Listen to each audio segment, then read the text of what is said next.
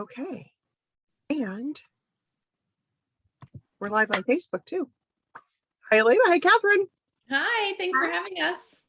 So glad you are both here. Gonna give Facebook a minute or two just to let everybody know that we're live. So just real quick, Elena, where are you calling in from? Beverly, Massachusetts, which is just north of Boston. Okay. And actually, Catherine's pretty close. Where are you from? Where are you calling in I'm from, in Katherine? Amherst, Massachusetts. So I'm just a couple hours east of Boston. No, that would put me into the Atlantic. A couple hours west of Boston. There you go. I know, I'm the geography thing. Where are we? And I always never eat soggy. Oh, I love that. Yeah. Oh, I love that. For those that are joining in that maybe are friends of yours that maybe don't know who Warwick's is located, we're completely on the other end of this country from you all. We are down at the tip of San Diego, California. We're a little bookstore up in the northern part of the San Diego city proper called La Jolla. My little sign there says 1896. Now, I know you guys have some old things in Boston and the Boston area, but for California, we're celebrating our 125th anniversary this year. So yeah, so kind of a cool thing. Yeah. So, you know, one of the things that we're known for is to have wonderful author events. So thank you, Elena, for being here. It's going to be another great conversation that we're going to have. For those of you that are joining us on Facebook, Elena and Katherine are going to chat for about 30 minutes. But if you have questions, go ahead and start popping those into the comment section of Facebook, and I'll feed those into Katherine, who'll feed those into Elena during the conversation. They're chat for 35, 40-ish minutes, something like that, with the questions about 45 minutes. So anyways, always love the audience questions. So if you have any of those, and I'll be chatting with you in the comment section too. What I'll also put in there is I will put the link to buy Elena's book in there. And so if you're in the San Diego area, there it is. We would love for you to come by the store and pick it up. You have that choice when you order online from us, or we ship all over the country. And I always like to say, anyway, there is to get a book, you can get it from Warwick's or an independent bookstore. So go ahead and click that link or support your local independent bookstore too. So with that, I'm going to introduce these two wonderful ladies, and then I will go away for a little while. So Elena Dillon is the author of Mercy House, a Library Journal Best Book of 2020, which has been optioned for a CBS television series produced by Amy Schumer. Oh my God. And The Happiest Girl in the World. Her essays have appeared in publications including The Rumpus, Slice Magazine, Lit Hub, Bustle, and River Teeth. She teaches creative writing at St. Joseph College and lives, as she said, on the North Shore of Boston with her husband, son, and dog. She's here today to talk to us about her new book, My Body is a Big Fat Temple, an ordinary story of pregnancy and early motherhood. Joining her today is Katherine Newman. Katherine is the author of the award-winning bestseller, How to Be a Person, as well as 2 parenting memoirs, Waiting for Birdie and Catastrophic Happiness, and a middle grade novel, One Mixed Up Night. She's also the author of Stitch Camp. Newman is the etiquette columnist for Real Simple magazine and the editor of the James Beard award-winning kids cooking magazine, Chop Chop. Of that. A regular contributor to publications including the New York Times, the Oprah Magazine, Parents, and Cup of Joe. Like Katherine said, she lives in Amherst, Massachusetts with her family. Ladies, have a great conversation. See you in a little bit. Thank you, Julie. And I just saw your new pub news for your forthcoming novel. That's really exciting. Thank you. Congratulations. Thank you. I'm really excited about it. All right, you're going to read for us, right? Yes, yeah. I thought I'd give everyone a little sample of the book. So I'm going to read a little bit from the preface, which kind of talks about my motivation in writing the book. So I thought that would kind of set a good context for us. Conversations about pregnancy are often airbrushed. We crop out the ugly parts, smudge over the distasteful, and enhance the romantic. In the rare instances when we speak honestly, it is in hushed tones so no one hears the secret. It kind of sucks. Why the discretion? Because lady bit chit chat is impolite, or at least uninteresting, especially to those without that brand of bit. Also, we wouldn't want the truth to intimidate women with still vacant wombs. I was reminded of this when, legs parted on an exam table, I wailed, "Why didn't anybody warn me?" And a medical practitioner answered, "If you knew, you never would have gotten pregnant." She's lucky I didn't harness my pregnancy hormones and barrel gut to bulldoze her into a flap of white coat and regret. Women don't need to be tricked. Despite being silenced, harassed, and repressed, despite having to bear and raise children, despite being responsible for household duties, despite being invited into the workforce during World War II, offered universal childcare, and having all that ripped away, despite unpaid maternity leave, wage disparities, and corporate locker room talk, despite being called hysterical or frigid, unreasonable or bossy, overly emotional or bitchy, despite having to coddle the male ego, despite cramps, spanks, and underwire, despite all that's worked against us, we run the world, or at least Beyonce does. We deserve respect, knowledge, and transparency. Imagine if doctors didn't divulge the reality of a vasectomy to a male patient, and when cradling sore testicles, he demanded to know why he wasn't informed beforehand. The doctor answered brightly, "If I told you, you never would have had the procedure." Besides, there are women with more than one child, lots of them. We live through pregnancy and for some reason agree to get pregnant again. This is the type of book I was looking for, more than prenatal vitamins and ovulation trackers, and I figure there are other women out there who are hungry for information, honesty, and community, the way yogurt commercials depict us as being hungry for 100-calorie dessert substitutes. I hope I can contribute to somebody's network with this collection, and that one day I too will find an orgasm in the dairy section. Each of these essays was written from inside the experience, or if that was impractical, directly following it. I wasn't jotting notes in the midst of contractions, for example. I sought to capture my emotions like lightning bugs in glass jars before their charge faded, or was buffed or dulled by retrospect. I wrote while fearful, excited, awed, grieved, pissed off, and desperately needing to pee. I wrote while I was childless, expecting as a new mother, and then as a slightly less new one. The voice of the narrator evolves along the way because over this 3-year maternal passage, including as our world was struck by plague, I evolved. Even as a female, a feminist female, it took being pregnant for me to revere women's true resilience and mystical capabilities. I never appreciated how incredibly demanding the feat of creation is, the toll it takes on the body and mind, and how arduous it is to continue through the motions of life while forming one inside you. If I saw a pregnant woman on the subway, I didn't comprehend she might have diabetes for the first time in her life. When I sat beside her in the waiting area of our OBGYN, I didn't consider the fortitude required when dreading bad news. When I noticed her in a diner booth, I didn't acknowledge that bacon grease was an olfactory finger down her throat, yet she braved breakfast with her family anyway. I never appreciated her grit and valor, her divine strength, her supernatural gift. I saw her without seeing her. Girl, I see you now, and not just because you are growing larger by the day, because you are larger than life. You are, in fact, 2 lives. This is for the pregnant, the famished, and the tired. It's for you who have nibbled the same brand of cracker for the last 3 weeks because it's just the right crispness and anything more or less will make you heave. It's for you who want to call out of work but can't afford to take another sick day, though you've never been so sick in your life. It's for you with pain shooting into your crotch and tightness in your back and belly muscles you didn't know you had. It's for you whose swollen ankles have amalgamated with your calves and whose shoes may never fit again. It's for you who have grown a 2-pound organ just for this occasion that will be the second rider out of the log chute. It's for you who can't soothe your newborn from the kind of open-mouthed howling that is so furious, so despaired, he stops breathing for a second, and so do you.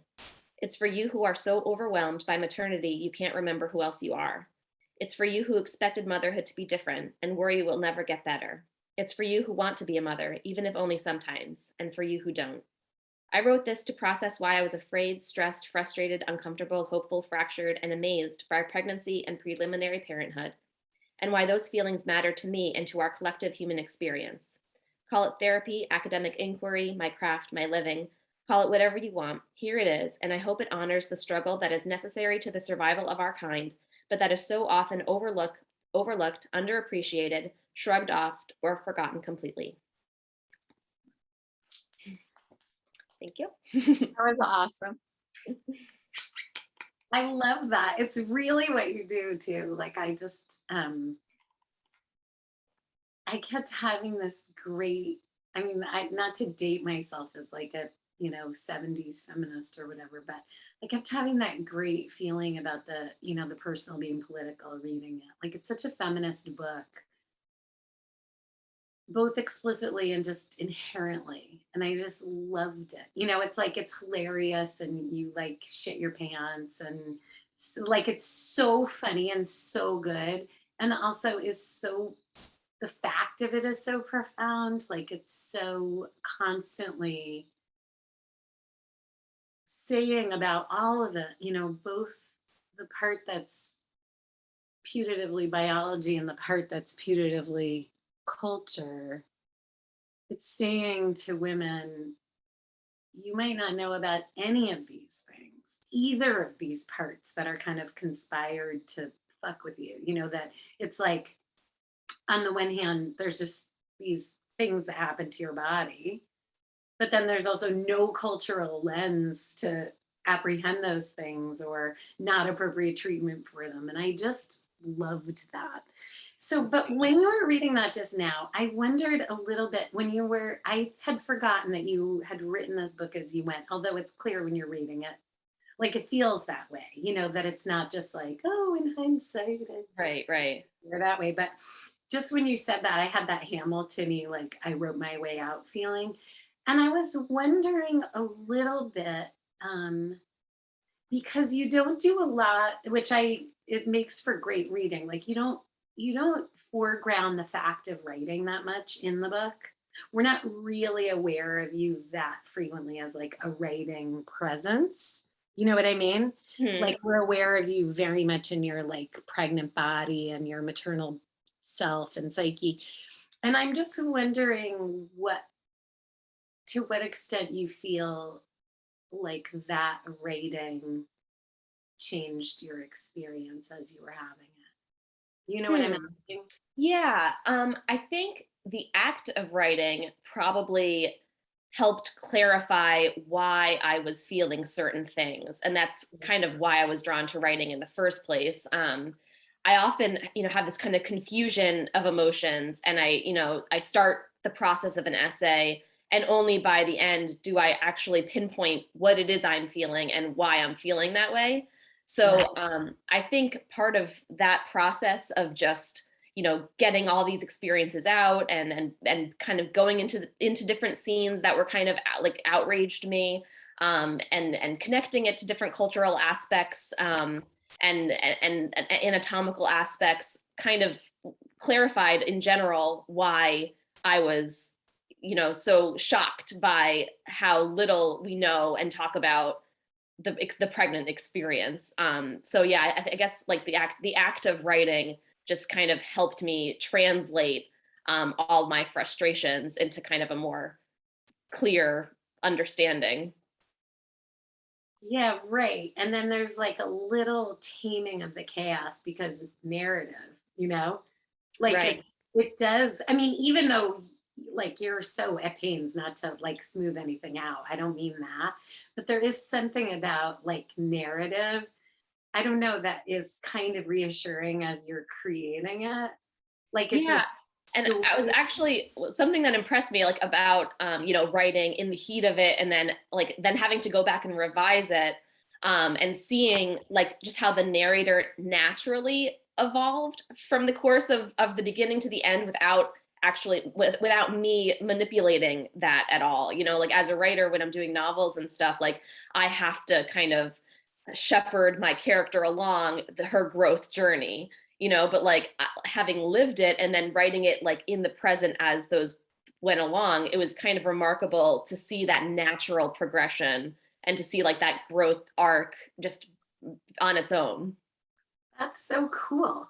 That growth arc of you like as a person, as a mother, or you as a writer. What do you mean?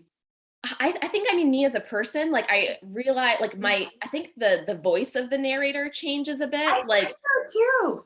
yeah, which is like which I think like when voice changes, that's often a problem when you're looking at it as like literary craft, like, oh, that's an inconsistent voice.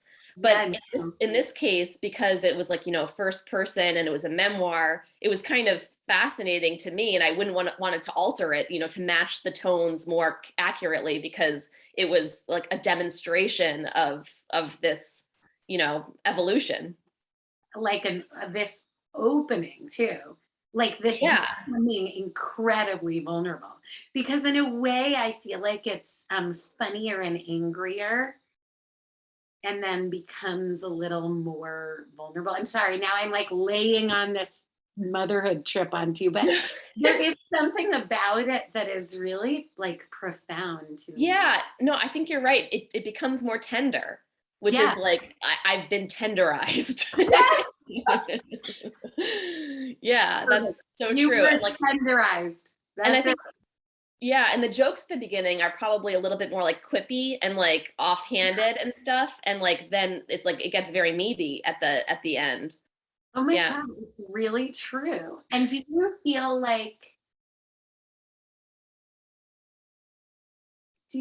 like if you wrote it now, there are parts of it that you would consciously write differently?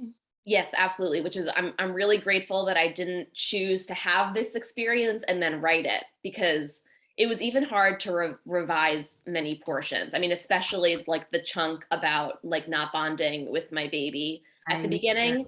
That yeah. was very painful to go back and write, because obviously he's so precious to me. And so to see me not loving him the way that I love now was really difficult. And it was very tempting to try to like, shave that down a bit. But that's exactly like to mute any of that would defeat the purpose of the whole book, which is to be so honest so that other people who are encountering this pain, it's have they expect it, or they're more prepared for it, or they feel less alone in it. So yes, if I was going to write it now, it would be through the lens of my like deep connection to Rowan. Yeah. So that would have censored all of the pain of like the pregnancy. Like I wouldn't have been so angry about morning sickness, everything. When you have Rowan, it like is now dulled in comparison, all that suffering. It's worthwhile. And at the time I probably knew it was worthwhile, but like it's harder to see that when you don't have the person in your life. Totally right. Without this, like, yeah, absolute referent of like this person you end up falling in love with, to just write it as it unfolds. I Right. mean, I marked this part. I thought of this. It's related to what you were reading, but this part around your postpartum depression, where you say, if we show women that we are hungry for their truth, that we want to listen, which just makes me almost cry reading that. Perhaps we can gather enough specifics that the topography of their suffering becomes clarified, and we can better discern when boundaries of normal yield to more troubling territory. And I thought, and then you say, and like, you won't have to be alone. But I felt like I loved that as a way of describing the project, because I feel like basically you pathologize every single thing about pregnancy and childbirth and new motherhood, and then say, and yet all of these things are completely ordinary. You're right? None of my experiences are outside the bounds of what is normal and expected. And Yes. it's this like insane thing after another. And I just felt like, I'm not sure, I had operating instructions, which was a lifesaver for me, the Anne Lamott book. Like that, in 1999, which is when I had my first baby, that book was the only book around that was like, I felt, it probably wasn't, but I felt like that was telling the truth about how hard it was to like be so tired and be so wrecked with love and be so afraid of losing this baby. And I had this experience reading your book again today for the second time, of remembering things that I had forgotten about my own experience, because there was no language for it. No one had put it into language. And I was maybe too fearful to put it into language in the moment. I tried later, but I think it's different. Like there was something you said about that feeling of like, I wrote it. Oh, of homesickness, of describing the baby blues as a kind of homesickness. I read that today. I was like, oh my God, I felt that so acutely. I would lie in bed with my now husband, my then boyfriend, and cry my eyes out and say, I just miss you so much.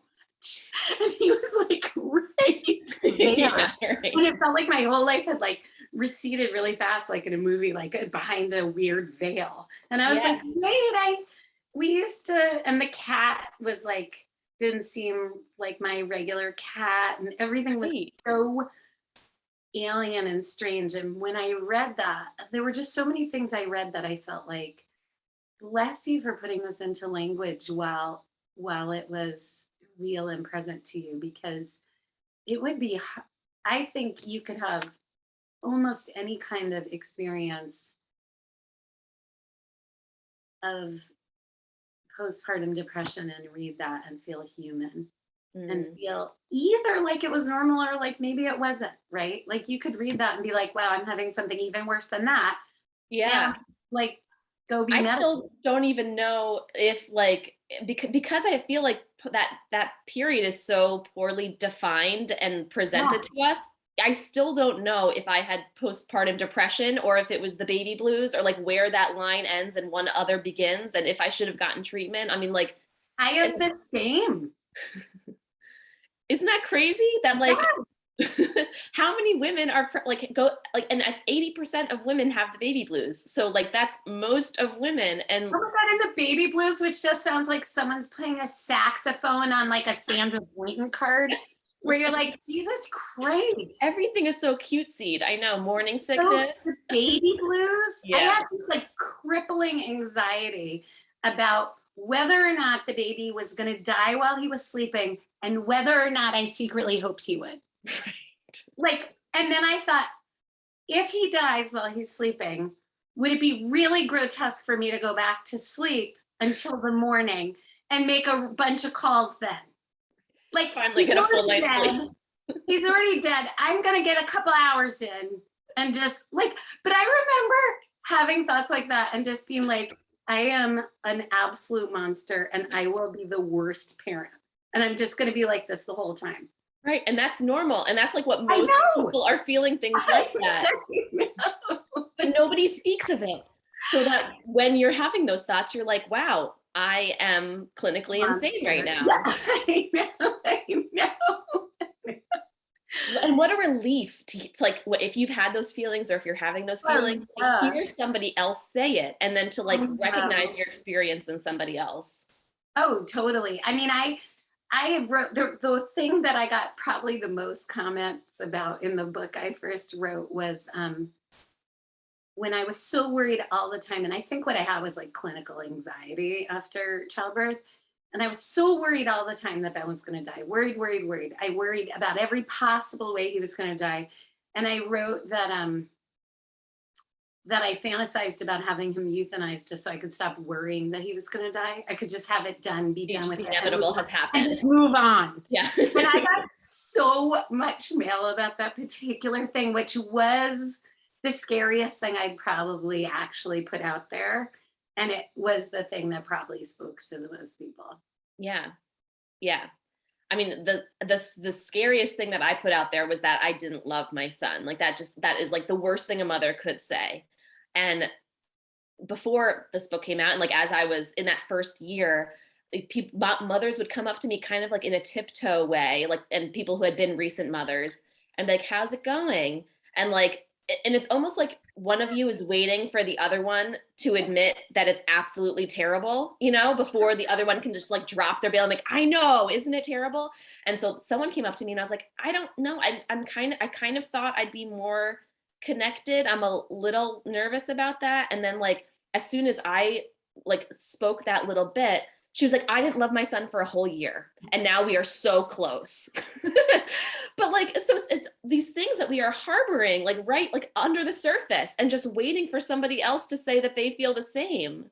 It's so true, and how tentative it is, because if you and I had met postpartum, I meanwhile was starring in like some freaky baby version of Romeo and Juliet, where I was like, you know, yelling to the baby from the balcony about my great love, but it was all going to end in death and like meaning, you know, like I was living a different craziness that was just as crazy. Like it was so crazy. Right. I feel like just as chemically driven, I'm sure, all crazy neurochemistry. And I mean, and meanwhile, also I think we're maybe married to the same person. I think one of my favorite things that so subtly represents like how alone you are, even if you're in a really, really good relationship. It's when you're like lying on the bed in just your mesh underwear, whatever, sobbing while your in-laws are in the other room, and Phil comes in and says, "Feeling sad?" It's like, oh my God, that's the best. Like, That's right. Like you couldn't put a finer point on it. just gonna take my best guess here. This is as close as I'm gonna get to what is happening. And you're like, yeah, A little sad. a little sad. I just love that too, because it's such a like he's so great, but it's also this tiny window into the fact that there is actually no one else sharing your experience, like no one in the household, no one. You are having this like crazy unraveling. Oh, okay, sorry. I'm sorry, I'm monopolizing you. I'm looking in the chat. Thank you, Julie. From Facebook, Laura is asking, question for both of you. What is the biggest way parenting motherhood has changed you? For me, I think it's been permission to be much sillier, which has been kind of a joy, especially during the pandemic. So during when lockdown started, my son was a year old, and it was just so nice to have a presence in the house that had no idea what was going on. And so like there was some human interaction that I could have that pandemic was not part of the conversation. And he was just like discovering this little world, you know, and so excited about small things. And I was able to then share in that excitement. And yeah, we just do a lot more like dancing and singing and, you know, just like finding silliness and like just finding happiness in small things. So that has been a gift. What about you, Katherine? God. Now I feel like I'm going to sound like this crazy old crone from the other side of it, but I think for me I was so blown apart by love for the kids and fear of loss that I became a person who like really appreciated the moment, which I had not really been. I had been scrambling past the moment a lot until I had the babies, and I really like paid attention. Not all the time. I mean, sometimes I was like, oh, let this day end, but a lot more like just not rocketing past it, like having these weird Mondays and realizations of like, there's just this, you know, there's just like if we did lose them, not to be so weird and morbid, but I'm thinking about how I used to think, like I wouldn't have wanted to waste my whole life worrying about it, you know? Yeah. Just you could really feel that in catastrophic happiness too, that just like the stillness and taking a picture of what's in front of you and that gratitude, like that was like a prevailing feeling throughout that book. Yeah, I think that's right. I mean, it's funny now that book seems a tiny bit disordered to me because it is so much about the kids, like maybe die. You know, there's so many stories that are like, and then there is a lump and a this and a like thing hanging out of his brain. Like weirdly, my kids had a lot of like really bizarre, catastrophic ailments. That list of how like all the sicknesses they'd had scared me a little bit. Oh my gosh, like this is what we have to look forward to. That was a lot of sicknesses, but that was not my takeaway at all. Was that no, that was just like one little paragraph. Yeah, the museum of the ointments. All right, are there other questions to put in the chat? I don't want to take up all your time. You guys have, here's somebody, not yet, Julie says. Oh, great. Okay. So I want to ask what I feel like I understand that the hardest part to write was about that postpartum time of not connecting with the baby. What was the most fun part for you to reread when you were editing that? Like, what was the part that was just easiest to take? It was probably like one of those, the physical descriptions, either about like my body feeling like it was breaking down at the end of pregnancy. And that's really how it felt. Like those last few weeks, like everything was just going. It's crazy how like it was like so to read that, and it had been like there was almost some absurdity in living it. Like it was painful and things, but it wasn't like the misery of morning sickness. There was like almost like a humor to like how much, like what else can I lose at this point? So to read it, I was able to like carry that humor back. Like when like Phil at some point had to help me walk to the car because like all my joints were going and I felt like a car whose like parts were just falling off. So like to think about like those interactions, or him having to get me off the couch and things like that, or that was probably one of the most fun to just like think back on. But the morning sickness was also a lot of physical descriptions, but I do not think back kindly on that period. Yeah, no, that is a super weird period. I know you really catalog the indignities so brilliantly, like the just thing after thing after thing where you're like, and like then my water broke. Actually, that was just pee. But like, but this other thing really did happen. Yeah. And it reminded me of being in like the CVS when I was at the end of my pregnancy and running into this older professor who I had worked with like as an undergrad, and her looking in my cart, and in my cart was like Preparation H and those like mattress sanitary pads that like 4 are in a bag this big, and like and like Dulcolax and some other, and like a yeast medication and another yeast medication. And I just remember being like, yeah. Sorry, you have to see that. Go take your dry self like away from me. Probably you're gonna get something, and it's gonna be, you know. Yeah, it's just so, it's the most physical and the most primal you'll ever feel. Yeah, primal is so true. Right, and primal, but with this weird, like, you know, very human consciousness, like about what your body's supposed to be like. Like it really, I don't know if you have this now, but if you ever now see animals who are pregnant, you're like, do they know? Like,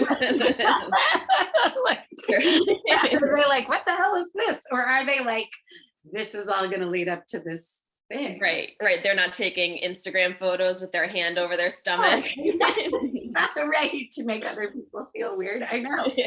No, I know.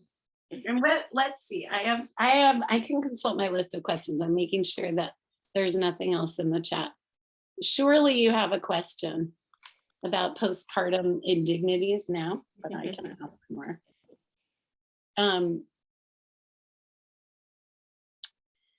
Was there, I don't know how to ask this delicately, but like, are there, besides the piece about Rowan, are there parts of the book you worried would hurt anybody? Or did you make a conscious effort not to write it that way, if there aren't? This is the writer, the perennial writer question. I know it is. Yeah, right. Like, you have to have a responsibility to the experience, right? Especially if your goal is transparency. Right. I think I did not leave anything out. Okay. I tried not to. I had my husband read the book. And just as like will anybody be upset about this? You know, what does this like fit your vision? He actually reads all of my books. He's like a pretty decent editor. Yeah, you credit him with that exactly. Yes. Yes, I've groomed him, I think, over the years. He's gotten better and better with each manuscript. But that is always my concern, right? Are people going to be hurt? Yeah, I think like one of my biggest concern is like, will my in-laws feel hurt that I was to learn now that I was hiding in my room crying? They won't. Yeah, so I was worried about that, and I've asked Phil if he thought that they would. No, I don't feel like your in-laws will be hurt by that. Yeah. I thought your mother maybe would be hurt by her being quoted saying, "We don't experience emotion." That's right. Well, but she won't be hurt for that reason. That's a little bookmark to some other day. Yeah, no, I think she said that partially because she is a very stoic person, but also just to like make me feel better about like why she never experienced. No, I totally got that. I just thought it was so funny. No, because she's so clearly loving you in that moment. She like wraps you in her arms and she's like, I never did, but we don't really have any feelings. There's something in the, okay. One more question for each other from Laura. Do you prefer to write fiction or nonfiction? I know Katherine just sold a novel. Congrats. Thank you, Laura. What about you? Prefer? Really written both. I'm just starting. Well, I mean, yeah. Well, that's a really good question. I think so. I was trained, like my education was in nonfiction, and I actually only switched because it was so hard to publish nonfiction that I was like, I guess I have to, write fiction first and then switch back over. Like that was going to be so easy. So that was hard in its own way. But I think I've really grown to love fiction. So that might be my preferred genre, I guess. There's just like fewer like limitations because like you have to stick to your own experience. But I do find I think nonfiction is very important for me, especially in pivotal moments of my life where I need to really process what's going on and make sense of it. Yeah. I think I have some of that. I have a little of the opposite of when I was just writing a novel, I felt so daunted by the boundlessness of fiction. Like I feel like the great thing about nonfiction, it's like that cooking game show Chopped where they give you a basket and there's like a pound of pasta and some mushrooms and like truffle oil, and it's like kind of a pain because that's all you have, but like that's all you have. I feel that about nonfiction where it's like there is this curated set of elements of just like what has happened to me in my life. And so I feel with memoir, like I feel like I can control, like I can deal with that. Fiction, sometimes I'd have this like, and I was writing a novel based on some real life things. So I had a memoir equality, but every now and then I'd have this crazy vertigo of like, anything could happen to me. Right.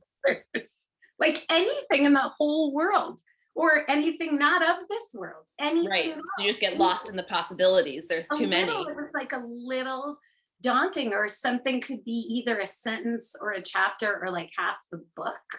I mean, that's true of memoir too, where you just are like, how much space does this need on the page, this particular thing? Right. Ooh. Okay. Should we tell our daughters about motherhood? That's a good question. Oh God. My daughter, who is 18, has read everything I've ever written about motherhood and about her as like a little kid. And I think she knows everything I think. But I feel like books like yours, like for me, that would be such a gift to like a young mom, like the truth about what's possible, what your experience might be, because your book isn't prescriptive. Your book does not allow for somebody to have a really wonderful romantic experience. No, every experience is so different, which is like why we need to share so many more stories. You're not suggesting that everyone has to have this like hard experience, but then how lovely for it to be out there. Because if you're having a really wonderful experience, you're not scouring the bookshelves to see it reflected. You're probably just sitting at home, like taking pictures of your beautiful belly or whatever, your intact vagina, what you're doing. But I feel like that, like just you know, the realness of it and like the personhood, like that you are a person, like you remain a person. That is not lost on my kids, by the way. You'll just die as Rowan gets older because it's just it just gets better and better. Like it's so good. Teenagers are the like greatest, and young adults are so fun and amazing. But also the way they just know you, like whatever it is you'll think, he's gonna know already. That's reassuring, because I was kind of nervous about when he'll grow up and if he reads this book that it might be heartbreaking for him, It but won't. it won't. Yeah, he'll already know He'll that already, he already know that like we're so bonded that it's like that's part oh, didn't matter. oh my God, it's so not going to be a thing because of who you are too. There's not going to be some secret like underbelly of your home Right. with him ever. That's never Yeah. gonna be the way you are. It's so obvious. Oh, Right. all right, Julie, Yes, I have a come very back. hard time keeping secrets. Hello. Hi, I'm back. Okay, I can watch you two talk all day. The laughing was you guys are awesome. But there were so many things as I was sitting back here, you know, listening to you. And Elena, it's so great that you put this out there, because there truly is, nobody knows going into this that it's like the hormonal changes that you'll have, like, and lifelong hormonal changes that Mhm. you'll have to deal with. Yeah, Yeah, like that phrase, Elena. get your body back.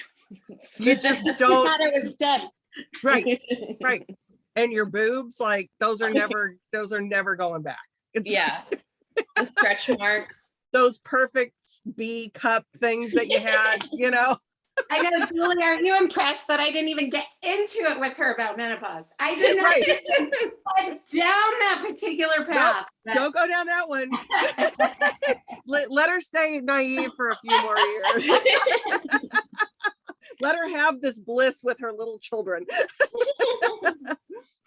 But okay, so this is what I was curious of, because the show that you're going to do with Amy Schumer is based on, is it one of your novels that it's based on? Yeah, so it's based on Mercy House. That was my Okay. debut novel about a nun who's investigated by the Vatican for breaking church doctrine in her women's shelter. Ooh. But she's had like some serious things with her own pregnancy. Has she read this? Have you talked to her about Yeah, this? so there's actually the endorsement on the cover is Amy Schumer. Got it. Okay. Yeah. So because she had been so vocal and upfront about the difficulties that she went through, I reached out to her, and like, you know, we have this connection for Mercy House. I reached out to her and asked if she would read the book, and she very generously did and offered an endorsement. So yeah, she's just been so supportive, and she's like a huge advocate for human rights in general, but women's rights too. And Right. so yeah, I really admire that. Because that's the thing. I mean, it goes back to what we just don't, we go into this so blindly. All of us do. Every single one of, you know, most of us, I mean, unless you had a mother that like explained everything, which I didn't. So it's just, you know, and so she had her own like serious issues going on. So yeah. She sure did. Yeah. And she's been, again, very transparent about her Right. endometriosis this month. Like she had to have her uterus removed. And yeah. And that's another condition that that we just don't talk about. And I think it affects like 20% of women. It's a huge, whatever it is, the number is very surprising that I had never heard of it until Amy Schumer was talking about it. And I Googled it along with like the rest of the developed world. And like, what is this thing? Right. But yeah, it's just that we don't talk about women's bodies. Right. Like even just recently, like I learned the difference between vagina and vulva, like that I've been calling it the wrong thing my entire life. Like it's like we're just not accurate. We don't have, like Katherine said before, the language to talk about these things properly. And because we've just been like, anytime we talk about even menstruation, it's like, shh, like don't talk about it. Yeah. And it's this pressure that we've all, I think the tides are turning and we're beginning to kind of work against. Well, I think you've got two different things going on, because I think you have your tribe of friends that when you're sitting with your girlfriends drinking wine and it all just like gets spilled out about like all the horrors. But then you have the Instagram fake world of the pictures with, you know, like you said, with your hands on your belly. So everybody kind of wants to pretend like it's all great, because there might be something wrong if it's not all great. Right. You know, But like my daughter's on TikTok, which I think is God's gift to young people, because her whole TikTok feed is normalizing weird shit. It's her whole feed normalizing like really funny people normalizing period stuff and picking your skin and every possible thing you'd have shame around, various kinds of mental illness. And it is so normal and depathologized on TikTok. It's unbelievable. It's really like, cool. it makes me cry. That's fascinating, because that is almost like a therapy where it's like exposure until like you no longer feel there's a stigma to it. Totally. Okay, this is pretty funny on Facebook because there's a little bit of a delay for when we're talking and for when Facebook actually sees what we said. So when you said you were calling your vagina involved with the wrong thing, Enza is on here saying, so should I stop calling it my hoo-ha? Hoo-ha covers all of it, luckily. That's the combo word. Exactly. It's like whatever is below the waist. Yeah. So if you said it was Enza, I think that was my doula. So, she's probably now I'm embarrassed that I should have known before. Love that your doula's here. That's pretty funny. Okay, so we're running out of a little bit of time here. So just questions to both of you. So Katherine, you just put out a novel, but are you working on something else? I have a novel coming out in fall of next year. Oh, okay. And I am just still kind of just finishing edits to it. And that's a novel about a narrator whose lifelong best friend is dying in a hospice while she is like kind of sleeping around. It's a sleazy hospice romance, as I've been calling it. I kind of like sleazy hospice friendship romance. I've developed a new genre. Niche. Yes, that's right. It's a new Elena, genre. what are you writing next? So I also have a novel coming out next fall. So we'll have to come back for another partner event. Can we do that? Let's book it now. Yes. And that one is about it's a dual timeline with a woman Air Force service pilot during World War II, and then her daughter 60 years later as her mother is dying, and like revealing all the secrets of what she went through that she didn't tell her family about because she was bitter that they had kicked her out. And so it's like this kind of, the relationship is bolstered, and yeah. Sounds really good. I love it. Okay, before you go too, I just real quick, because it was one that I meant to ask before I asked that question. My body is a big fat temple. Was that started for where did you develop into that title? So that was one of the like the chapter names, and I think that was the one where I was talking about. I forgot which chapter it was, but how I think it was the one that like my body's falling apart basically, so it was talking about like, I think it's the one that ends with an eviction notice where it's like I'm about to kick this tenant out. So yeah, I just went through kind of the titles, and I always liked the sound of that. Was Bad Rat Mom a contender? Because that I got to that line and I was like, she must have thought of this as the title. No. Bad Rat Mom. So good. The TV show could be called Bad Rat Mom. That's a good idea. It has a nice ring to it.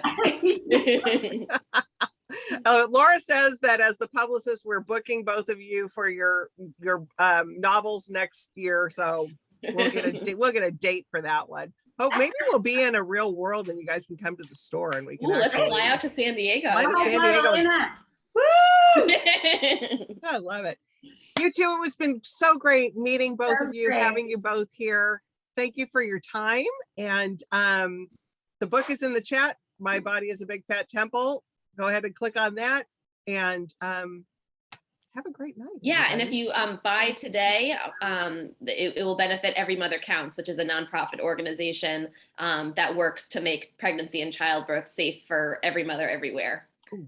So today's the last day for that. So yeah, go make a purchase. Make a purchase. Katherine, thank you.